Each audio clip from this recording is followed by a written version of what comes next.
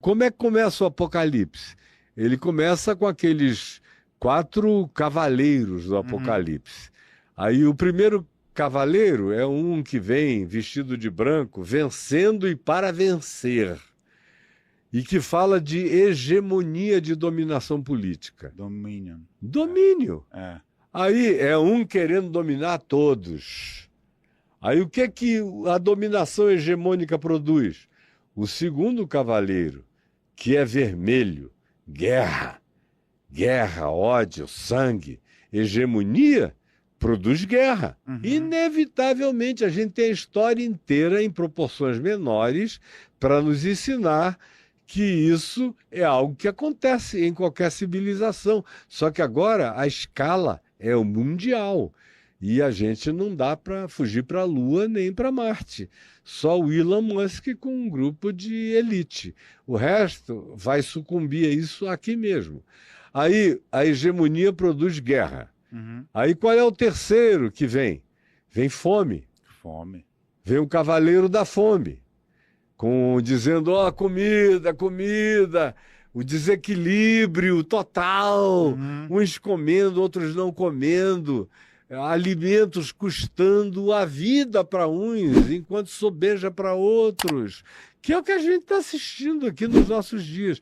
Aí vem um quarto cavaleiro, que vem com a cor de um defunto, a cor de um corpo morto, que é a morte, que se generaliza com pestes, com todo tipo de pandemia, de epidemia, que graça no planeta inteiro. E quanto mais doença, uma coisa retroalimenta a outra. E aí chega um ponto que aparece um selo lá depois desses 4 cavaleiros, que é o selo do inconsciente coletivo, de vozes clamando debaixo do altar de Deus, dizendo até quando. O que o Jung chamou de inconsciente coletivo, o Apocalipse chama de vozes clamando sob o altar de Deus. Até quando? Que é uma linguagem que no Velho Testamento da Bíblia era chamado de a medida da iniquidade. Quando a medida da iniquidade transborda, as coisas começam a acontecer por elas próprias. E a gente já viu isso no passado em escala muito menor, e tanto mais quanto a gente se aproxime desse tempo agora, a gente só tem um aumento horroroso de escala. Só que a gente chegou agora no que eu chamei, há 30 anos atrás, de pusemos o pé na porta do querubim. Porque quando lá em Gênesis, quando na linguagem bíblica de Gênesis, Adão e Eva tomaram do fruto conhecimento do bem e do mal e ganharam o poder do desenvolvimento tecnológico e de outras naturezas e também alteraram a sua própria consciência e se voltaram sobre si mesmos, foi a plantação do narcisismo primal na gente. Aí o que se diz? Deus colocou um querubim para proibir a chegada deles à árvore da vida, para que eles não tomassem daquele fruto e vivessem para sempre como seres irremediavelmente, seres irredimíveis. Então a própria morte nos foi concedida como alternância de esperança para a humanidade. Do contrário, você já imaginou o que é estar vivendo num mundo onde os seres mais bárbaros do passado estivessem vivos, com todos os barbarismos acumulados de todas as barbaridades do curso da história humana, numa acumulação impossível até da gente imaginar? Não teria nem planeta mais para a gente habitar, de modo que a gente foi salvo pela própria morte. Mas com o desenvolvimento de tudo que a gente desenvolveu, eu escrevi um texto há 30 anos dizendo a gente botou o pé na porta do querubim. E vamos dar uma bundada no querubim para lá e nós vamos tomar desse fruto. E qual é o grande papo de hoje? É imortalidade, é a continuidade prolongada da vida, é fazer download cerebral. O chip da besta. É o chip. Eu não vou estar mais aqui, mas o meu recíproco robótico vai continuar com a minha mente, continuamente, e de maneira indestrutível, mudando só o ponto 2 para o 3.1 para o 5.7, só mudando as atualizações, por causa dessa avidez enorme de continuidade, de perpetuidade, sem entender que a nossa morte tem sido até aqui a salvação da humanidade. Do contrário, a insuportabilidade da acumulação de perversidade na existência humana já teria acabado com a gente há muito tempo. Então, Jesus disse que por se multiplicar a iniquidade, e só um cego não enxerga a multiplicação da iniquidade, da perversidade, da maldade, da acumulação no nosso meio, o amor que é a única coisa que salva, que é essa babaquice para a maioria, né? Para a maioria eu sou um babaca. Não, é para quem não entende, né? Eu sou um babaca. É para quem não entende. Aí eu falo de amor, o cara diz, é comunista. Que é o que eu tinha introduzido aqui, dizendo. Eu ia falar disso e acabei que eu fiz uma volta, mas voltei para o lugar que eu queria. Se você fala em compaixão, em bondade, em misericórdia, em solidariedade, em acolhimento, se você fala em distribuição, não é nem igualitarismo, porque nem Jesus propugnou o igualitarismo. Ele, por exemplo, ilustrou várias vezes parábolas onde ele disse, um ganhou 5, o outro ganhou 3, o outro ganhou 1. Porque cada um tem cabeça diferente, competências e capacidades, eficiências e eficácias distintas. Cada um pode produzir mais do que o outro. Agora, quem tem mais, que não tenha D mais. E quem tem menos, que não tenha D menos. Como a gente tem, só que a gente está numa situação em que quem tem mais tem tudo. E todas as coisas. E quem tem menos não tem nada. E a gente está convivendo, não é nem mais, não serve mais nem a analogia de Jetsons e Flintstones. Nem isso mais cabe, porque os Flintstones ainda são super desenvolvidos comparados com, com o nosso pauperismo. E os Jetsons já foram superados por nós em muitos aspectos. Então o gap, a polarização, é o que a gente pergunta todo dia. Por que a humanidade está tão polarizada? Meu Deus, olha em volta. É polarização gritante para todos os lados. Não se quer, então, que haja polarização política e de separação, se a separação está instituída em todos os aspectos da existência humana, vai ser cada vez mais assim e só vai piorar. E aí Jesus vem cirurgicamente e diz, por se multiplicar a iniquidade, o amor se esfriará de quase todos. De quase todos. Muito obrigado, meu querido amigo. Então, só para a gente chegar aqui numa conclusão dessa história toda que você está contando. Então você entende, o entendimento que você tenha com toda a sua experiência, seus estudos, é que a salvação literalmente, a salvação do ser humano, da humanidade, literalmente vai vir de fora. Vem do alto. E o que você entende por isso? Agora, Jesus, quando ele diz da volta do Filho do Homem, que era uma expressão judaica, hebraica, que foi desenvolvido no cativeiro persa, depois de Nabucodonosor, os medos, os persas e tal, Xerxes, Artaxerxes, antes dele Belsazar, esse povo todo, foi o tempo de maior desenvolvimento da compreensão e da teologia que a gente chama de Velho Testamento.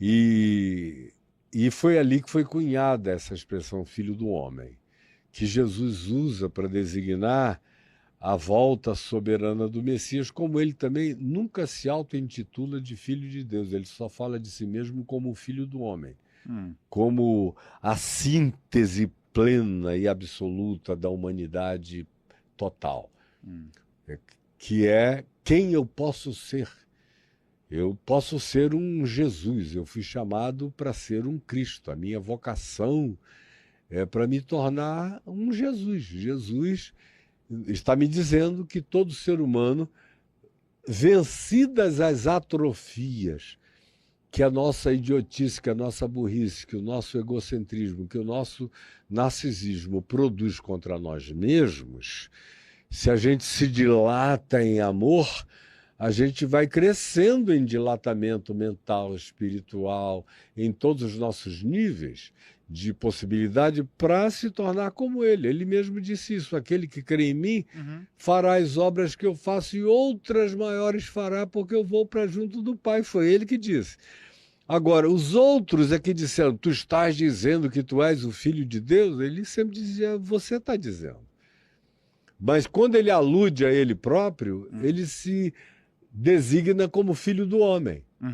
E quando ele fala desse tempo, de uma salvação que não brota da terra, mas que vem dos céus, ele fala da volta do Filho do Homem. Mas o Filho do Homem não vem sozinho. Ele diz: quando vier o Filho do Anjo. Ele fala literalmente isso, então. A salvação que vem dos céus e não brota da terra. Não brota da terra. Da terra só vai brotando morte, morte, morte, morte. Filho do Homem. Agora ele não diz: aí o Filho do Homem volta sozinho. Ele diz: quando virdes o Filho do Homem vindo na sua glória, com todos os anjos dos céus.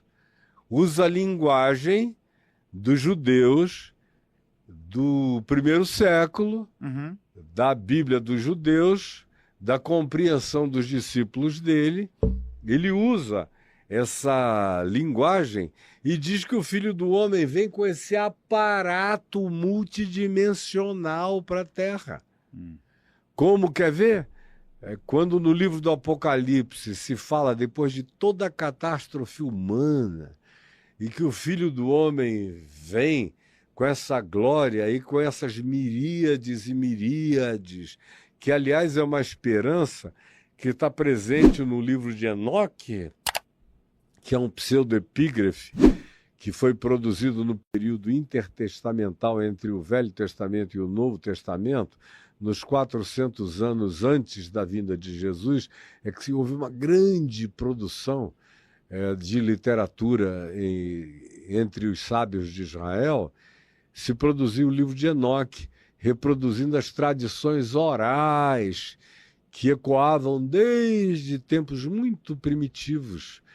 E por isso o livro foi atribuído a Enoque, conquanto Enoque tenha sido o sétimo depois de Adão. Então é o eco daquilo que viajou pela história e pela memória e pelas tradições orais de todo aquele povo.